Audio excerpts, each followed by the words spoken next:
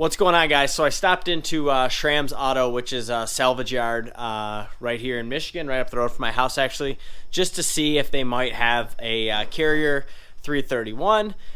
Turns out they just took one in, so I bought it.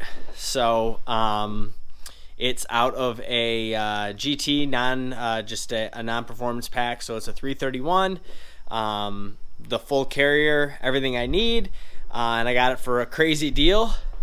So picked this bad boy up today. So I'm gonna try to get it swapped into the car tonight and tomorrow. I'm just gonna take my time. It's a little bit of a project. Should be pretty straightforward.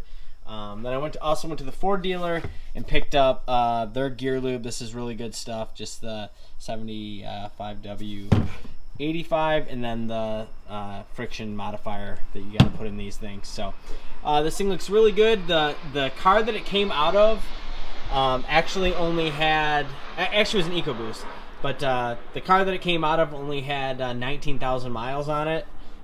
So it should be good. I probably don't even need to change the fluid on it, but just to be safe, spent the $50 to get the fluid to swap it. So I'm going to change the fluid in it, get it cleaned up a little bit, and then start the process of putting it in the car. But between that rear end and raising the rev limiter, Joe at VMP already sent me that revision, already flashed it into the car. I think we're on the path to put this car into the 9s. I also didn't tell you guys last time, but I played with the settings on the shocks on the airlift, so I made those actually a little stiffer. The car was a little bit too soft, I think, from all the video I watched. But anyway, I'll keep the camera on, tag along as we throw this rear diff in. Is pull out the plugs on this thing and swap the fluid. Might as well do it here. It's a lot easier since it's got these caps. So a little tip is always pull out the fill plug first, just in case you can't get it out. If you pull the bottom out first, you can't get this out, you're screwed. So always pull out the top plug first on these things.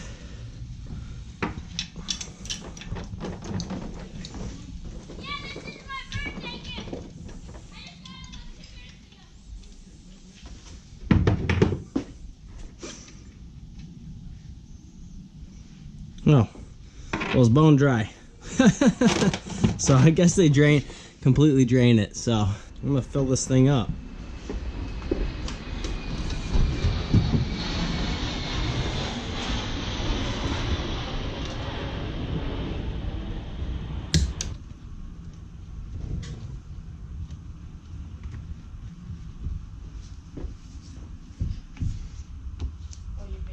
First quart.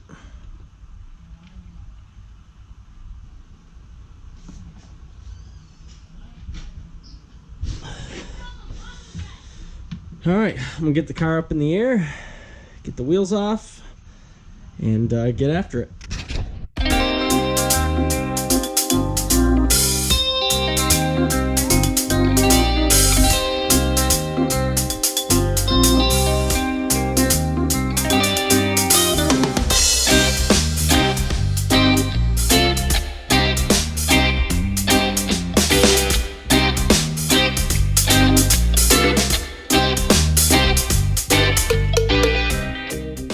Pro tip for anyone doing one of these things is always pull off the or at least loosen the nut for the half shafts before you start ripping the rest of it apart, because you definitely need the parking brake on to be able to break that loose. So just a little tip. I've made that mistake before, so figured I would say that. What I usually do is I just use a breaker bar on these, and the end of the handle of the jack, I stick that through there, and usually it has enough power to break her loose. Off, or loose at least.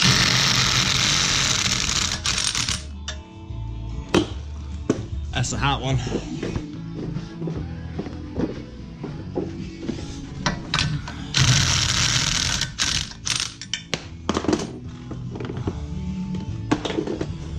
All right.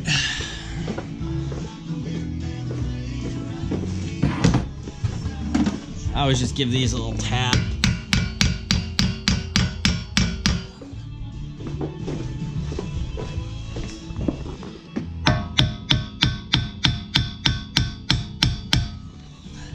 Probably should use a rubber mallet for that. Anyway, all right, I think I'm gonna pull the exhaust off next, get that out of the way. Stay tuned. A lot of videos on how to get the half shafts out of these cars. I've done it so many times. I'm gonna show you how I do it. First things first is take off this. This is just with a wheel speed sensor. This is a 8mm down here. Pop that off with an 8mm.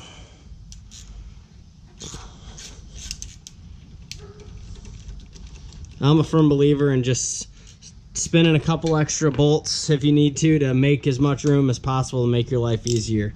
So this is how I do it. Some guys leave the knuckle on. I just take the knuckle off. So this is a 10mm up here on the parking brake.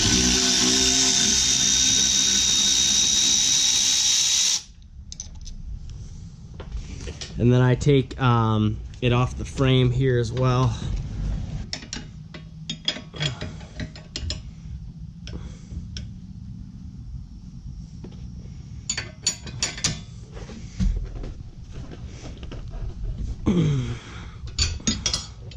All right, run these out with this Milwaukee Fuel. Is an awesome tool for anyone that's considering one. Buy it.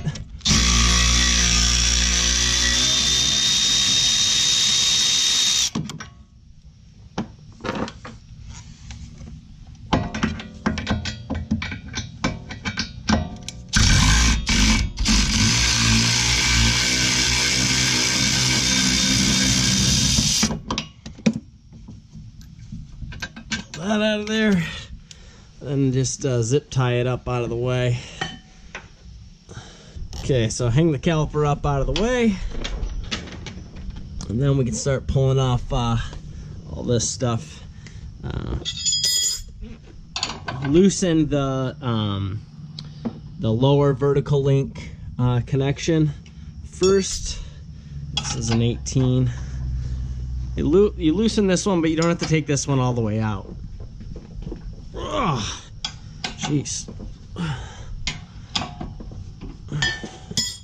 Yes, stock vertical links still.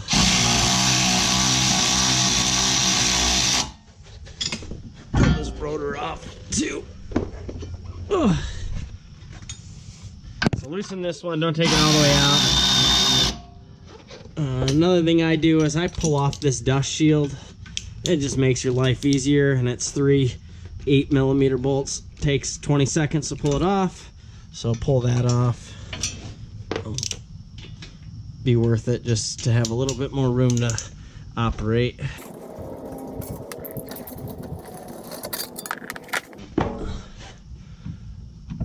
Okay, and this top vertical link bolt can come completely out.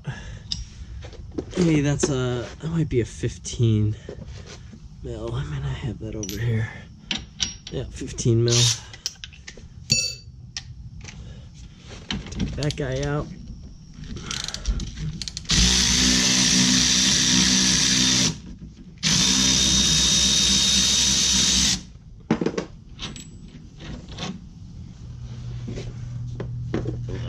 Do the lower link here.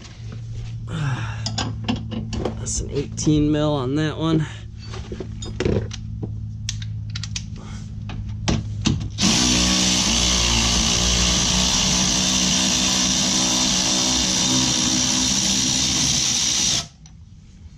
This needs to come off. Pretty sure this is a 21. Yep.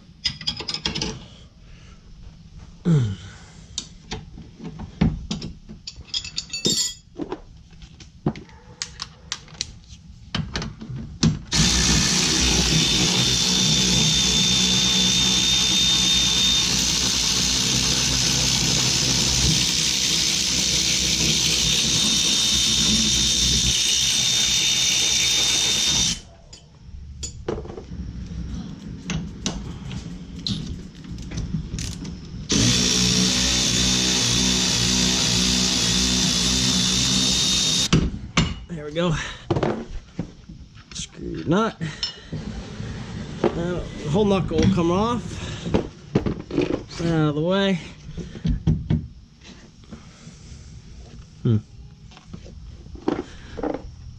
And you just gotta crawl underneath and pry the clip loose. It should just pop right out with a little effort. There we go.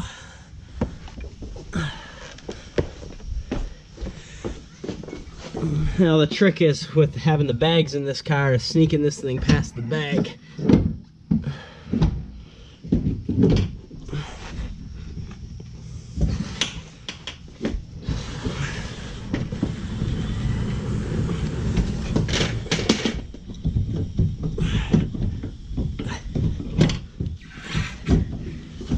There we go. And that's that. Okay. Shafts are out. Alright guys, next thing we're going to do is pull off the drive shaft.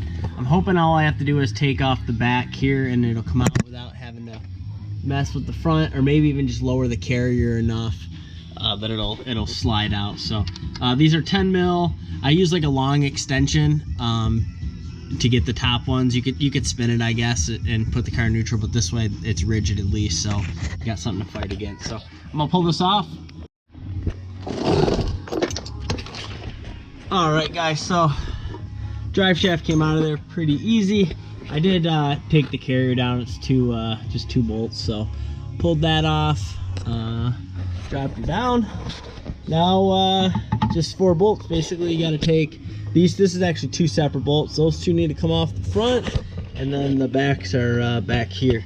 So pull those off, and this whole thing should come out as one chunk. At least that's the goal. So, but I am gonna have to drop this front subframe, which is these bolts up here. This has the DMR lockout kit on it, so I need to loosen that, and I'll probably just drop the whole subframe down. It'll just be faster, honestly, than screwing with it. So that is the next step. Get these bolts out. Okay.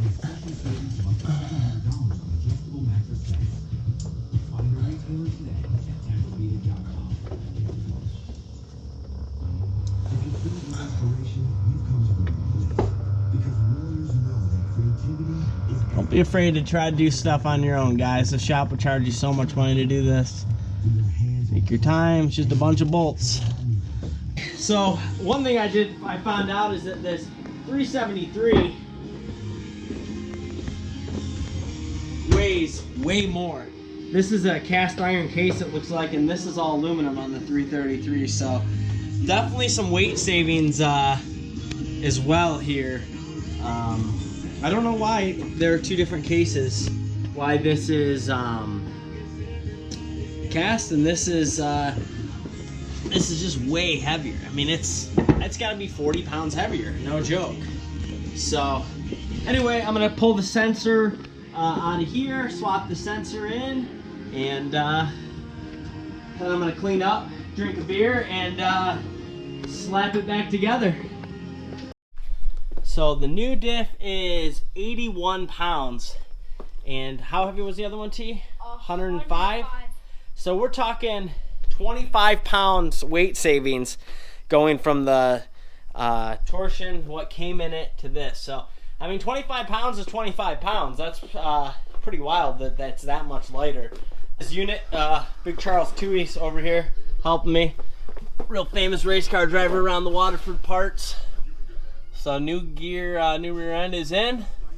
Now for all the fun stuff. So we got the diff in and put the subframe back up. That's all we're gonna do for tonight. I'm beat. It's been a long day. Today, when you're seeing this video, today's actually the same day that we were on the dyno. So it's been a long day. I did a lot of stuff other than car stuff today as well, but pretty happy with the progress. Just completely cleaned up the garage. I don't like leaving the garage dirty, so clean up the garage, put all the tools away, and we're now, the subframe's back up in. The new rear diff is in there. Went in no problem. So tomorrow we'll button it up and go drive it and see how it does. So you know, it's a lot of work for sure, but there's definitely some I definitely get some joy in turning my own wrenches, you know. And tools are one of those things that you shouldn't feel guilty buying, because you keep them forever and they'll save you money in the long run, because you can do stuff like this yourself without having to pay a shop. So anyway, guys, we'll be back tomorrow morning. What's up, guys? It's the next morning. So the reason that case was so much lighter, I found out this morning, is that's actually an automatic trans case. It's aluminum and will not hold up to what I'm going to put this car through. So the whole deal about you guys living and learning with me, well, we're learning right now. We're learning that we made a big mistake and bought the wrong carrier, essentially, altogether. So all that time and energy of putting this case in the car, basically for nothing. So I'm gonna pull the subframe back out of the car, pull that diff out. Tuesday I'm gonna have to return it. I already ordered just a 331 gear set from LMR, and I'm gonna just take it to the local ring and pinion shop, and I'm gonna have them swap that 331 into my torsion carrier. So for now, I need to all my hard work of putting that thing in was for nothing. So yeah, that sucks, but I guess it is what it is. That one had to come out anyways to put the 331 in it. I'm a little disappointed that I made that mistake, but it is what it is. It took actually took someone seeing the picture that I posted on Instagram saying that's an aluminum case, you're probably gonna break it. So anyway, it's gonna come out. Probably be a few days now until I get the parts. It's Saturday morning right now. It's a long holiday weekend, so I probably won't have parts here till, I would guess, middle of next week. Hopefully I can get the a ring and pinion shop to get that gear in one day next week, so I can have it in the car by next weekend. But for now, car is going to be down for a week or so while I get this sorted out. So lesson learned, do a little more research before you pull the trigger on parts. Sorry, guys. But, this is probably the right way to do it. This is the gear I want in the car anyway. So this is the kit from LMR. Send everything you need. Do it. Oh, that's Ford parts. Interesting. All the bolts. Supposed to be the shims or the bearings. Yeah, bearings, seals.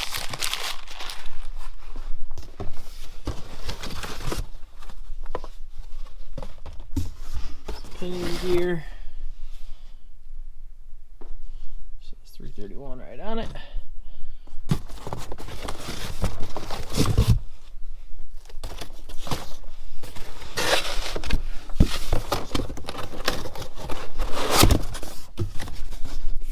There's the ring gear. So pretty cool. The whole kit should be pretty easy. Local shop's gonna install it for me, and we'll pick back up on this video once I have the whole carrier back. But this is the right way to do it. I actually had thought about just swapping the flange off mine onto the automatic one. That way I would have been able to run it, and then have Rick, the guy with the EcoBoost F-150 that's on the channel, just having him basically fortify that aluminum housing, weld in some gussets, make it stronger. But ultimately, this is probably the easiest way to do it, and then we know we're going to have the strength with that case. So car's been down an extra week. I actually just signed up for a track rental on September 28th, so at least we have that date booked, and hopefully be able to get to just a test and tune in the next week or two. So next time you see me, we'll be putting it in. Okay, so got the rear diff all in. Just cleaning up a little bit before I start doing the axle. So rear diff is in, drive shaft's hooked back up. everything is back in as it should be. So yeah, I'm gonna slap the drive shaft or the axles in here. That's probably gonna be it for today. I got a bunch of stuff I got to get done this afternoon. But anyway, it's coming together. That iron diff's kind of a project to get in there by yourself, but if you have a jack, you can kind of manhandle it in there. So it's in. It's all hooked up. I'm excited to go drive it. So it looks like it's about to storm, so it's probably not going to happen today or tomorrow. But anyway, I'm going to finish putting it together, and we'll see how it goes. I am dirty, but I actually ended up throwing it all back together tonight. It poured out, but it gave me an opportunity to not have to do what I was going to go do. So I ended up putting it all back together. The exhaust is on. Subframe's all back in. Everything's buttoned up. All I gotta do is tighten the axle nuts. I want to get the parking brake back on. So yeah, this was quite the learning experience. I should have did a little bit more research before I ran out and bought that 331 out of the automatic car, the aluminum case, but live and learn, I guess. It's all back together now with my torsion rear end, the stronger housing. That's why it was heavier. So yeah, it wasn't, the project's actually pretty straightforward. Anyone could do this in their garage, no problem.